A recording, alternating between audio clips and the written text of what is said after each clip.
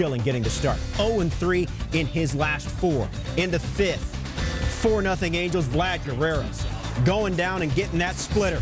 His 19th homer of the year. 5-0 Angels. Schilling rocked for 5 runs in 6 innings. Home half now. Red Sox down 5-2. Bases loaded.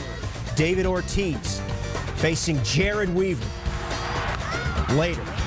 7th career grand slam for Poppy, and the Red Sox take a 6-5 lead with just 1 swing. Arguably Poppy's biggest hit of the year. Look at him admire his handiwork, and as he's rounding the bases, Weaver's all like, oh no, don't go there. And Poppy's like, oh yeah, I'll go there and I'll build a house there. Weaver, 4 1/3, 6 runs. I mean, he was cruising until that 5th inning. He had been 18-0 with 8 no decisions when the Angels had scored at least 3 runs while he was in the game. He's out of the game in the 8th. Manny Ramirez, who struck out 4 times, comes through here. Right center field, Alex Cora. David Ortiz coming to score. Red Sox go on to win 10-5. NL Central. Cardinals 3 games back of the Cubs. Anthony Reyes knows that. Bottom 3rd, bases loaded. Darrell Ward knows this. 3rd career grand slam, but just his first home run of the season. Said Ward, I tried different T-shirts in hopes of getting my first one. It worked. 6th inning, top 6, 5-2 Cubs runners on the corners. That's wild. Jason Kendall fires to Marmol, covering home. Albert Pujols is going to be called out by Ted Barrett. Pujols doesn't like the call. Take another look. Is Albert right? His hand appears to touch home before Marmol applies the tag. And also, Tony La Russa has a good argument as well, but his argument doesn't work. Cardinals fail to score in that inning. Top 8, bases empty. Pujols, a little revenge. Off of Bob Howard, 27th home run of the season. Encarnacion and Brendan Ryan also went deep for St. Louis. It's 5-3. Now the rains came later in that inning. 1 hour, 1 minute delay. After play resumed, top 9, 2 out. Ryan Dempster gets Ryan to ground out. Dempster has 19 save and 21 chances. The Cubs win their 3rd straight. Brewers came into the day in a slump, but just a half game behind the Cubs. Claudio Vargas up the middle, seeing eye base hit. Vargas keeps the inning alive with that at bat because there were 2 out. After a Ricky Weeks infield single, 2 on Gabe Gross. High and deep. Josh Hamilton going back, tries to make the grab, but the ball is right off of his glove and over the fence. Gross's 6th homer of the season as you take another look. Bad break there. Brewers take a 3-0 lead. Good break for the Brewers. 6, Reds down 2, bags full. Hamilton facing reliever Brian Schaus. And Schaus will get Hamilton swinging at the nastiness. Reds leave the bases loaded, but then Braun is intentionally walked by Mike Stanton to put runners on 1st and 2nd. When Jeff Jenkins does that, his 19th of the year, said Jenkins, I didn't need a homer, I was just trying to move the change. Wrong sport, Jeff, but we get the point. So the Brewers stop their slide and remain just a half game back of the Cubs in the NL Central, while the Cardinals fall to 4 back. Here we go. David Wright looking to get something going on and break up this tie game, and David Wright does just that. Don't call that double soft. It works. That scores Jose Reyes and Luis Castillo, who, oh, by the way, homered for the first time as a Met. Mets up 4-2 in this one. But a big issue for the Mets is the injuries keep coming. This time, top of the 6th, same score. Damian Easley on 1st. John Lannon goes wild and Easley going to 2nd. He's going to pull up lame. What happened there? Oh.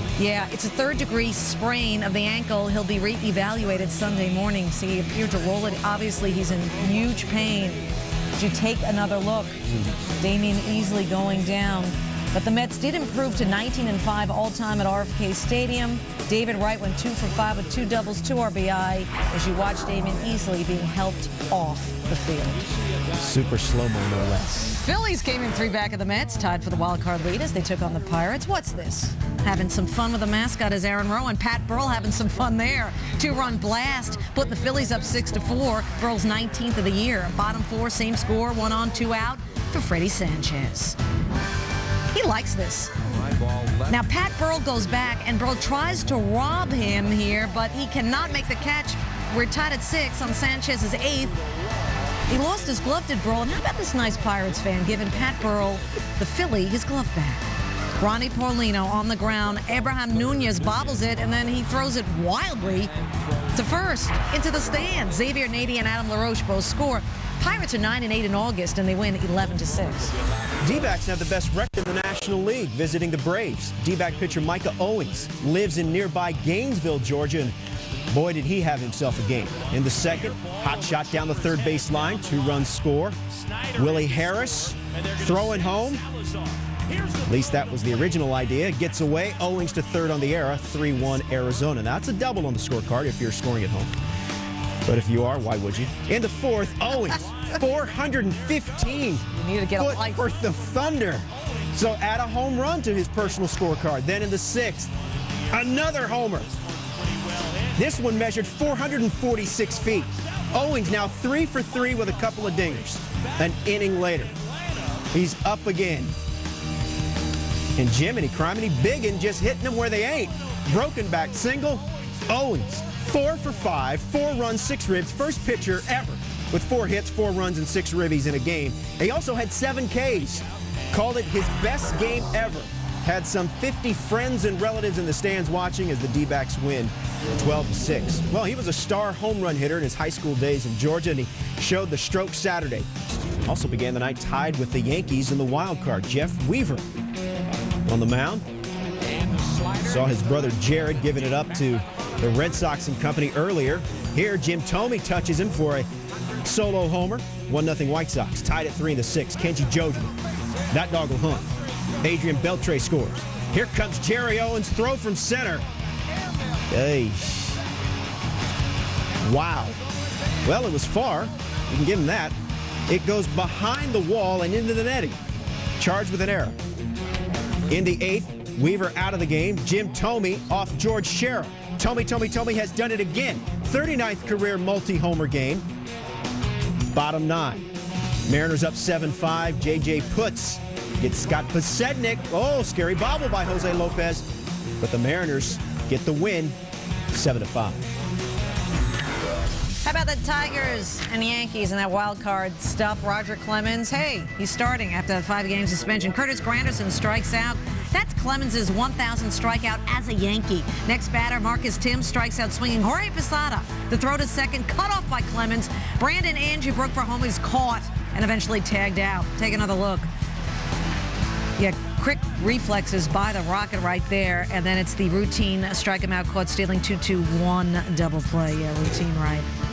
Hey, this isn't routine. 20-year-old Cameron Maybin that becomes the 7th player in the history of baseball to hit his first career homer off of Roger Clemens. Tigers are up 2-1. Hey, he's got braces on and he's 20. And then typical Rocket. Next at bat, he hits the kid. Come on. Give me a break. I don't care. Don't tell me that's baseball. Granderson pops out to short. That ends the threat by the Tigers. As for Clemens, he actually gave up 10 hits, the most he's allowed in 2 years. Bottom 6, same score 1 on Bobby Abreu. Is this going to be fair or foul? This is, believe it or not, Yankee Stadium, so it's fair. 14th of the year, Yankees up 3-2. Top 9, Tigers down by 3, and Mariano Rivera said, Rivera, I don't have to prove or show anything to anybody. He struggled in his last 2 outings, but he gets the save here, number 20. Dear Linda, why must you criticize? Love, Roger Clemens. Send. Indians woke up Saturday with a half-game lead over the Tigers. In the second, Asdrubal Cabrera, a 3-run homer, and that is his first major league homer. In just his 6th game, no less, 3-0 try. Jake Westbrook started the season 1-6, but he's starting to come around a little bit. Gets B.J. Upton to ground into the double play.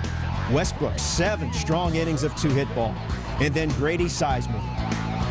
The research department that tells me this is how he rolls.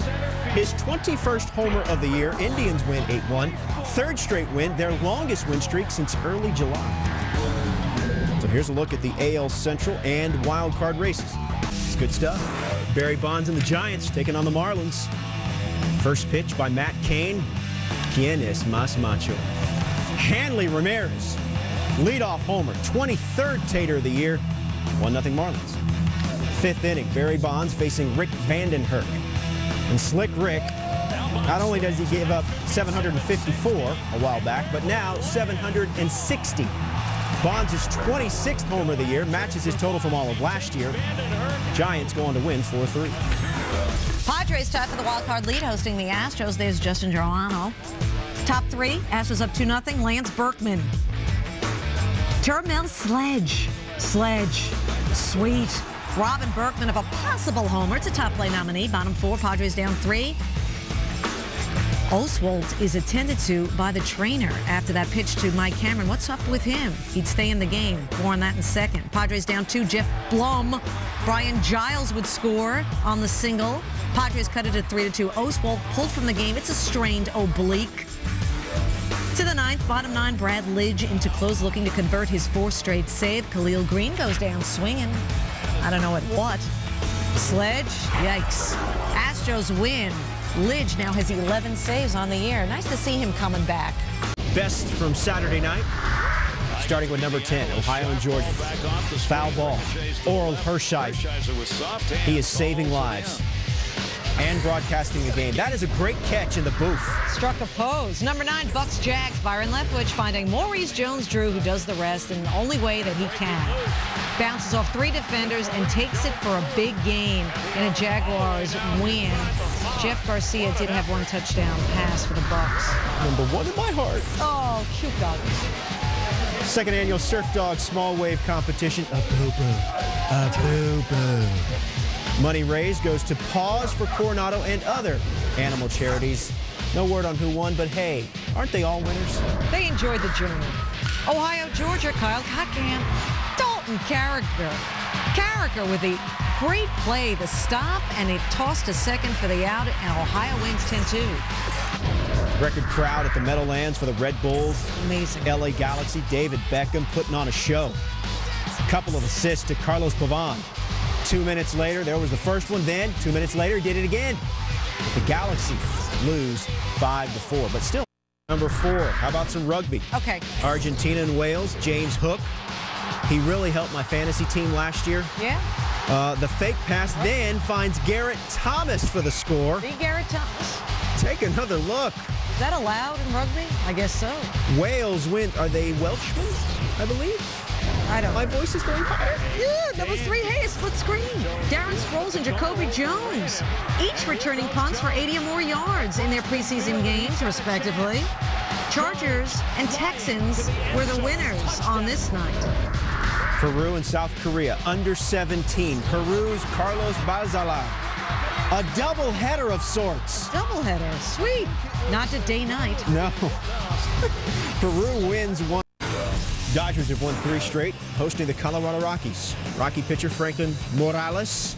I am rolling the R's like no one's business. Well done. Making his major league debut, and looky here. RBI in his first at-bat puts the Rockies ahead 2-1, but strangely enough, he did not figure in the decision. Stunning. 8th inning, bottom 8. Dodgers down 1. Shea Hillenbrand, little Ric Flair into shallow center. Russell Martin scores, and we're tied at 4. Dodger fans pumped, but they would play much longer, almost till about midnight Pacific time. Oh, that's late for them.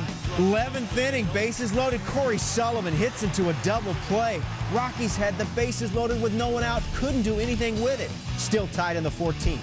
Ryan Spielborg's on 3rd. Matt Holliday 0 for 6 coming in to that plate appearance, but he comes through. Here comes the go-ahead run. Rockies get some insurance and win 7-4. So your up-to-the-date National League wild card race standings look like this. Top 3 teams all lose. So here come the Rockies to move within 2 games of the wild card.